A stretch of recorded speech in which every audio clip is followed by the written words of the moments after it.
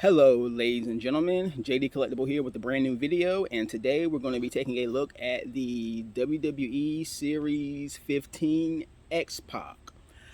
X-Pac, as you see in his D-Generation X attire, and the real man, Sean Waltman, behind the persona, Sean Waltman, one of the biggest stars of the 90s in wrestling, started off the decade as the 1-2-3 Kid. His claim to fame was his match against Razor Ramon back on Monday Night Raw. This was, I would say, early '93. It was one of the first early 1993, shortly after I think Raw was established, and it may have been the first episode of Raw. I'm not exactly 100% sure, but it was very early into the show's history where Waltman, then known I think as Lightning Kid, he had been a star on the Indies and I think the Global Wrestling Federation, which was a pretty big indie at the time, that other stars who would emerge in the 90s stars, Booker T and JBL would emerge from that promotion. But yes, he had the match with Razor Ramon, and it was supposed to be, as per that era, a typical squash match, but he got the win, and then he had a feud with Razor, and that really just catapulted him to being a pretty close to a top of the card guy. As Razor Ramon was one of the big stars of that period. And then throughout the 90s, we saw him morph into Six in the WCW with the NWO, storyline, as well as going back to WWE in the late 90s to become X-Pac, as we see here. And this figure is actually from the famous 1998 angle where they invaded the WCW Monday Nitro. Their Nitro was, I believe, Nitro and Raw were in Virginia, both shows, and they famously, DX went over in the tank, and pretty much it was a grandstand attempt to invade WCW. I don't know if they invaded, was it an invasion of like the CNN Tower? I don't even remember a lot about it. I remember the moment, but the specifics. But long story short, it was the DX invasion, which is one of the more memorable moments of the Monday Night War period. So, of course, his attire, which is very, army centric. He has the fatigues on, the kind of the army kind of cap, hat. And if we look at the back of the box, we see a little blurb about what transpired, and it says, when Triple H formed the DX Army, he turned to his buddies, he turned to his pals, he turned to X-Pac. The first recruit in the new Generation X was brash, but he could back up his big mouth inside the ring. On top of that, he had a bone to pick with his former employer, WCW, leading to the unforgettable DX invasion. So, and matter of fact, around this time, he had just come back to WWE because literally he reappeared in WWE as a member of DX the night after WrestleMania 14, and that was when Triple H officially took the helms of DX after Shawn Michaels lost to Austin at WrestleMania 14. So it just really was a new beginning of new era of DX, and X-Pac, one of the most memorable names from the Monday Night War era, from the Attitude Era period in WWE.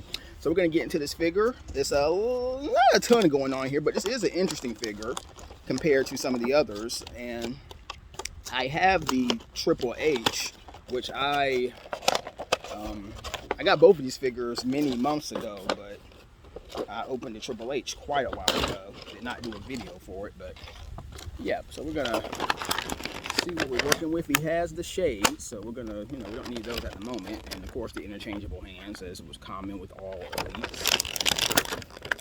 And see, he has some,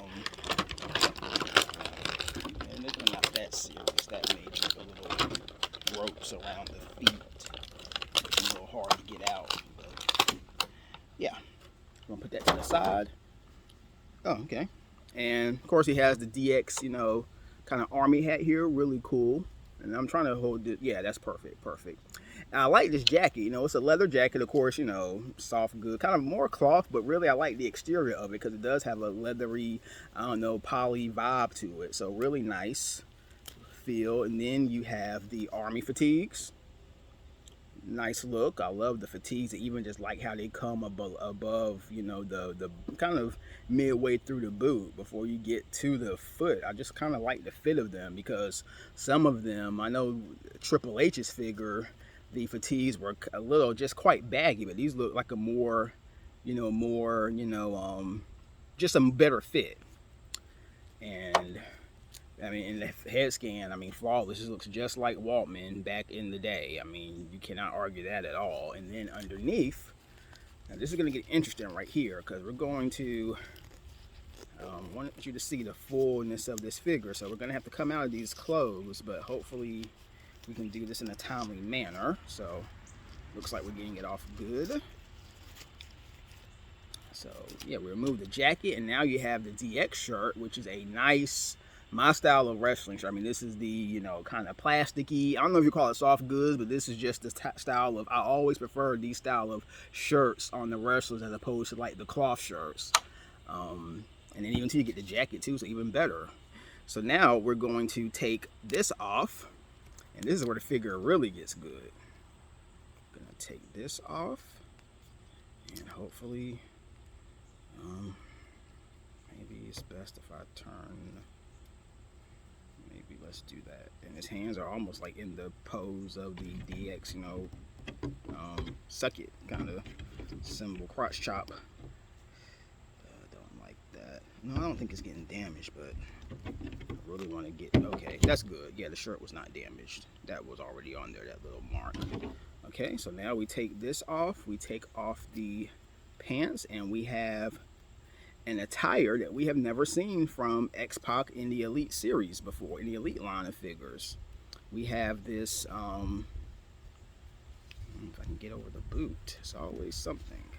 I like all the accessories, but sometimes they detract from these videos being done in the cleanest manner possible.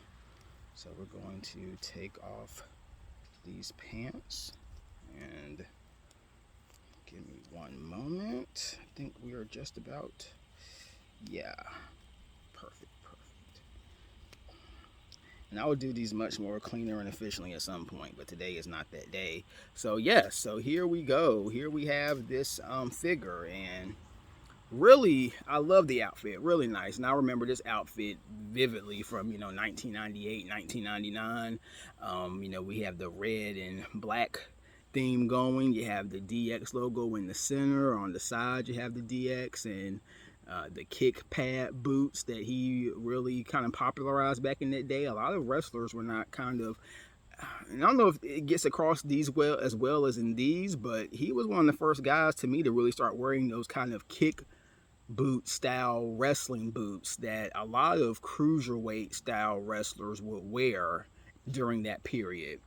And again, so this is really I would almost call this a 2-in-1 figure, because you have two attires. You have the traditional, his wrestling in the ring attire. Then you have the whole DX, DX Invasion attire, which consists of the fatigue pants, the jacket, the hat, and the DX shirt. So this is a very solid figure in my book. Definitely one of the better Legend series figures I've gotten, period. And again, like I said, X-Pac, very important part of 90s wrestling, and he definitely contributes to the business today. He's done some stuff in GCW recently. He's a two-time inductee into the WWE Hall of Fame, one of the rare two-time inductees, inducted with DX and with the NWO. So again, I hope you enjoyed that. So that is the X-Pac Series 15 Legends figure. And again, just hope you've enjoyed this video. Hope you all are having a great Labor Day weekend.